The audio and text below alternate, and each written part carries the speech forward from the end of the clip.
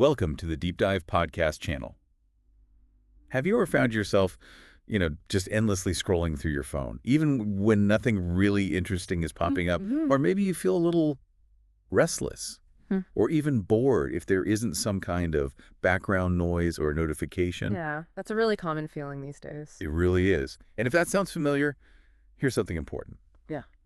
You're not lazy. You're definitely not broken. Absolutely not.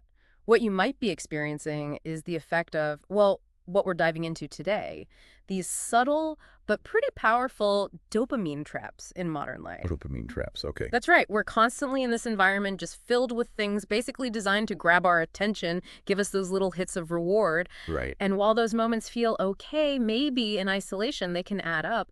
They can have a real impact on your focus, your motivation deep down, and even just your ability to feel genuine pleasure. Exactly. And that's precisely why we wanted to do this deep dive, to really get what's happening in the brain when these traps are sprung. And more importantly, what you can actually do about it, how to regain some control. Yes. We'll be looking at info grounded in the neuroscience of dopamine and exploring how the way modern life is set up often cleverly exploits these natural systems. Often without us even realizing it. Totally. So if this kind of exploration, figuring out your mind and how to navigate the world better, if that resonates, we'd love it if you subscribed early. You won't miss future deep dives like this one. Yeah, our mission today is really about three things for you listening. First, get a clear, accurate picture of the dopamine system itself. Go beyond the simple stuff you might have heard. Okay. Second, pinpoint the big ways modern life can hijack this system, the main culprits. Right. And third, maybe the most crucial bit, share practical, science-backed strategies you can actually use. Things to start reclaiming that balance and feeling more in control. Okay, let's really unpack this then, dopamine. When we talk about it, what exactly is it? Because I think for many people, me included, the first thought is just pleasure. That's super common, yeah. And it makes sense why. Dopamine is involved in pleasure, but maybe a more accurate way to think about it. It's the motivation molecule. Motivation molecule. Interesting. Think of it like the fuel for your desires. Yeah. That feeling of anticipation before a reward, the energy behind going after your goals, that's dopamine. Ah, so it's that I want it feeling before you actually get the thing. Precisely. It's that drive, that Right. wanting. Neuroscientists often emphasize it's less about the feeling of the reward itself, the having it, and much more about that anticipatory phase, the pursuit. Okay. It sparks your curiosity, gets you moving towards something valuable, keeps you engaged. That distinction is really helpful. So in the brain, where's this all happening? Where's the dopamine action? Okay, so the main production hub, that's deep in the midbrain, an area called the ventral tegmental area. The VTA. Right. Exactly, the VTA. You can sort of picture it like the brain's little dopamine factory. Okay, factory. And from there, dopamine travels along this critical network, the mesolimbic pathway. The reward highway you mentioned earlier. Yeah, that's a great way to think of it. The brain's main reward highway. It connects the VTA to other key areas for motivation, learning, emotion, all that good stuff. Dopamine factory, reward highway. Those are good visuals. So in a natural state, a healthy brain, what triggers these dopamine spikes? What's the intended purpose? Well, there are lots of natural, really essential things, like enjoying a good meal, that feeling of accomplishment when you hit a goal, connecting with people socially, learning something new and interesting, physical exercise, definitely. Okay. Even just experiencing something novel, something different, that can give you a healthy, natural boost. So it sounds like dopamine is actually fundamental, really necessary for basic survival and for higher level stuff like personal growth. Absolutely. Crucial for everything from basic instincts to our most complex long-term plans. The key thing for listeners to grasp is this. It's a healthy, essential system until it gets constantly overstimulated. Right. Until its natural balance gets thrown off by, well, the modern world we live in. Which brings us right to that second point, the dopamine hijack. Yeah. How is modern life doing this? Exploiting our brains, often without us even noticing. Well, a lot of our modern environment, technology, entertainment, how we consume stuff, it's been engineered, sometimes intentionally, sometimes not, to tap right into that dopamine system. Very effectively, I might add. Okay, let's get specific. These dopamine traps, social media, and that endless scrolling. It's probably top of mind for a lot of people, myself included. Haven't we all lost track of time just scrolling? Oh, absolutely. Social media platforms are masters of something called intermittent reinforcement. Intermittent reinforcement. Like a slot machine. Exactly like a slot machine. Think about it. As you scroll, every now and then, unpredictably, you get a like, a comment, a new follower, maybe a really engaging video. Ah. These little rewards, they're unpredictable. And that unpredictability is incredibly powerful at keeping you hooked, even if you're not getting real lasting satisfaction. Right. The design is meant to keep you seeking that next little hit, not to make you feel genuinely fulfilled. It's almost sneaky, isn't it? Because each tiny notification feels like a reward, even if big picture, it's pretty meaningless. It keeps you in that seeking loop. Okay, what's another big trap? Another major one is the constant flood of junk food. These hyper-palatable foods everywhere. Hyperpalatable, meaning super tasty. Super tasty in a way that bypasses natural signals. Think evolutionarily for a second. Our ancestors, maybe they found ripe fruit, a bit of honey, rarely, a seasonal treat. Right, not exactly available 24/7. Exactly. Now, you walk into almost any store and bam! Ultra-processed foods engineered with loads of sugar, salt, fat, combined in ways our brains just aren't built to handle constantly. And I think most of us, definitely me, know how good those foods can taste right in that moment. Right. And that's because they trigger a much bigger dopamine hit than natural whole foods. They essentially flood your reward system, Okay. and they override those natural signals that tell you you're full. Over time, this can lead to tolerance, needing more to get the same feeling. And it contributes hugely to cravings, emotional eating, all sorts of issues for people listening. That makes total sense. Yeah. Our brains just haven't caught up to this constant availability. What about entertainment? You mentioned that too. I know I can fall into a binge-watching hole pretty easily. For sure. The way entertainment's structured now, features like autoplay, next episode starts right away. Yep. Personalized recommendations just keep coming. Whole series designed to be binge-worthy. It creates these rapid-fire dopamine spikes. Without much effort on our part. Exactly. Not much effort, and maybe not much meaningful reward either in the long run. Then add in the super fast-paced stuff like YouTube Shorts, TikTok. Oh yeah, constant novelty. It's a relentless stream of quick hits. And the downside is this kind of overconsumption can actually dull your brain's ability to enjoy slower things. Like reading a book or having a deep conversation. Precisely. Or getting into that creative flow state. Things that require more sustained focus become harder to appreciate. It's like our attention spans get rewired for constant, fast stimulation. You also mentioned instant everything. How's that a trap?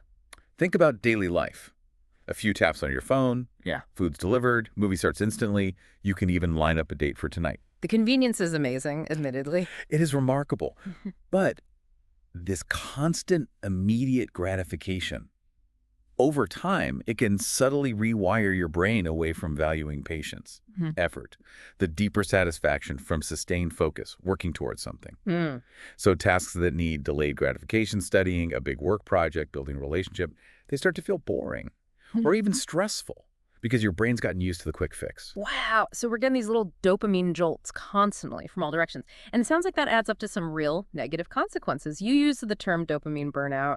What happens when our brains are just flooded like this all the time? Well, when your brain gets hit with these unnaturally high levels of dopamine constantly, it tries to protect itself, essentially. It turns down the volume. Turns down the volume. It's a process called downregulation, or sometimes hedonic adaptation. Basically, your brain reduces the number of dopamine receptors, or makes the existing ones less sensitive to dopamine. Okay, so day to day, what does that actually feel like? What are the signs of this burnout? Often it feels like this pervasive, chronic boredom. Things that used to excite you just don't anymore. Yeah, I think I know that feeling. You might have low motivation, a kind of emotional flatness. It's harder to feel intense joy, maybe even deep sadness sometimes. Numbness, almost. Kind of. And restlessness, but also feeling unfocused. Always looking for something new to give you that spark, but nothing really satisfies for long. That sounds like a paradox. Surrounded by stimulation, but feeling unfulfilled. Exactly. What used to feel good barely registers, so you might find yourself needing more and more intense stuff just to feel, well, even just okay. Just a fraction of what you used to feel. It does sound a bit bleak, but it definitely rings true with those feelings of restlessness and, yeah, just lack of real engagement that I think many of us feel. So the good news is our brains are plastic, right? We can actually do something. Absolutely. That's the encouraging part. Brain plasticity means we can rewire things. Okay, great. You mentioned 5 science-backed strategies to rebalance. Let's get into those. First one, trying a dopamine fast, but you said the right way. What's the wrong way?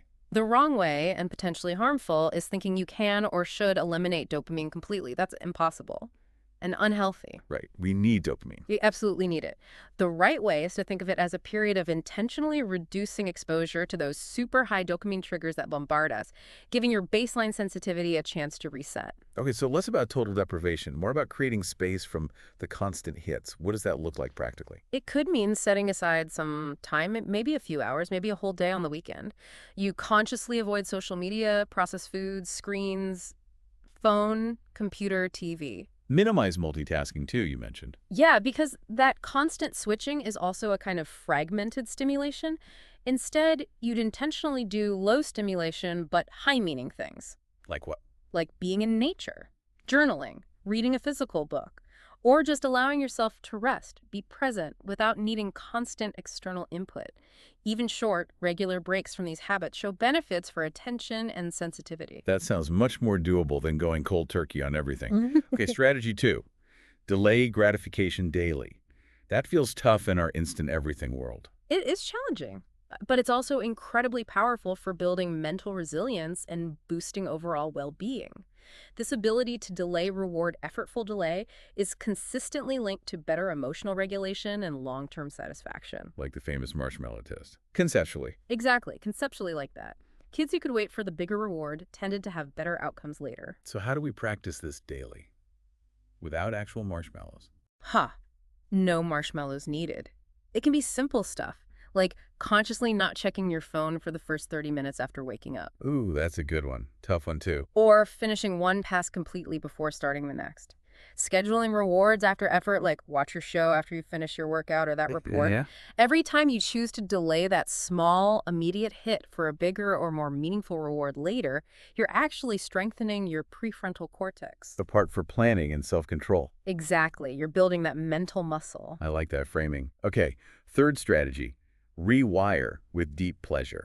I like that term. How's that different from the shallow dopamine hits? Yeah, those shallow hits of social media like a sugar rush, they're intense maybe, but super fleeting, gone in a moment. Right. Deep pleasure comes from activities that might take longer, need more effort, but give you a much more profound, lasting sense of reward.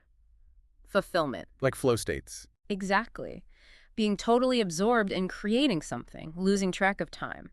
Or the satisfaction from meaningful work that aligns with your values. Or that deep connection from real emotional intimacy. So how do we cultivate more of that? Especially if our brains are kind of used to the quick fixes. It means intentionally shifting your focus, your time, towards things like creative expression writing, art, music, building something, Okay. prioritizing physical movement, walks in nature, dancing, exercise, and consciously nurturing real in-person connections, longer conversations, shared experiences. These might not give that instant jolt, but they build a much more stable, enduring sense of well-being. That makes a lot of sense. Yeah. Investing in lasting fulfillment, not just chasing temporary highs. Number 4, how to practice mindful consumption. Sounds like more than just food. Absolutely. Mindfulness here means bringing conscious awareness to your choices, especially before you jump into those high dopamine activities you know are triggers for you. Getting into autopilot mode. Exactly that. Yeah. Stepping out of autopilot. So what should someone ask themselves right before they say, open that app or grab that snack? A really helpful pause and ask moment is, am I choosing this right now because it actually brings me value? Or am I trying to escape something, boredom, anxiety, stress? Just that simple moment of reflection can disrupt the automatic pattern. It gives you a chance to make a more intentional choice about your time and energy. I like that. Creating a little buffer for reflection. Okay, 5th and final strategy. Reintroduce boredom. That sounds weird, almost rebellious in our world that hates boredom. It does sound counterintuitive, doesn't it? But boredom is actually incredibly valuable brain space. Really? How so? Well, when you're not constantly bombarded with external stuff, that's often where original thoughts pop up. Creativity sparks. Deeper reflection happens. If you're always entertained or distracted, your brain doesn't get the chance to wander, make new connections, or just process things properly. So how do we intentionally bring boredom back? It feels so alien now. It can be surprisingly simple. Maybe try driving in silence sometimes. No music, no podcast. Or just sit quietly for 10 minutes. No phone, no book. Just sit. Be with your thoughts. Okay. Just be with Leaving little gaps between tasks instead of instantly jumping to the next thing, that creates moments of understimulation. It's about reframing boredom. Not as bad, but as a threshold. A threshold to creativity, insight, rest. Exactly. A threshold to all of those. And just much needed rest for an often overwhelmed mind. These are all such practical, doable strategies. It's really encouraging to hear we have agency here. We can rebalance things. So as we wrap up, what's the main takeaway you want listeners to hold on to? I think the key message is this. Your brain isn't broken. Not at all. It's incredibly adaptable, and it's just responding to this crazy, hyper-stimulated world we've built. Right. You've likely been hit with a constant stream of these dopamine traps, and your brain adjusted. But the empowering part, because of that same plasticity, you absolutely can consciously rewire your relationship with pleasure and motivation. So it's about becoming more aware of the difference between those quick, maybe empty hits and the more sustainable, meaningful feelings of satisfaction and engagement. Precisely. The modern world kind of trains us to always chase more, scroll faster, consume louder, always seeking that next immediate hit. Yeah. But real lasting contentment, it's usually not found in that endless chase. It's often in the quieter spaces between the stimuli, in moments of focus, real connection, mindful presence. That's a really powerful thought to end on. It feels like maybe when you give your brain that space to breathe, focus, motivation, real joy, they aren't gone. They're just waiting to be rediscovered. Well said. Thank you so much for this incredibly insightful deep dive, really shedding light on dopamine and how we can reclaim some balance. My pleasure. It's such an important conversation for all of us trying to navigate this world. Well, that brings us to the end of our deep dive for today. We really hope this exploration gave you some valuable insights, maybe some practical strategies you can try out. Yeah, hope it was helpful. If you found this discussion thought-provoking, please do take a second to like and subscribe to the Deep Dive channel. And definitely click that notification bell so you don't miss our future deep dives into how our brains and the world interact. Thanks for tuning in. Until next time, take care.